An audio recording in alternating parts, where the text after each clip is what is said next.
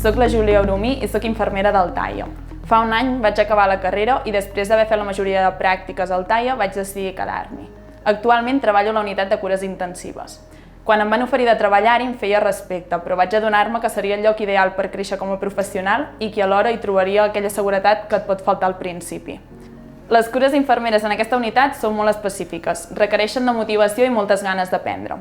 El dia a dia és una incertesa, atens a pacients crítics i amb això vull dir que en qualsevol moment pot canviar l'estat d'un d'ells i la seva vida pot dependre de les teves actuacions.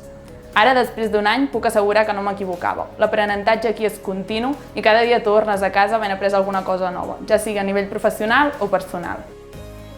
Tinc molta sort i, de fet, tenim tot sort de que la UCI del TAIA estigui formada per un equip tan proper, expert i entregat en el que fa. I per a mi és un orgull formar-ne part.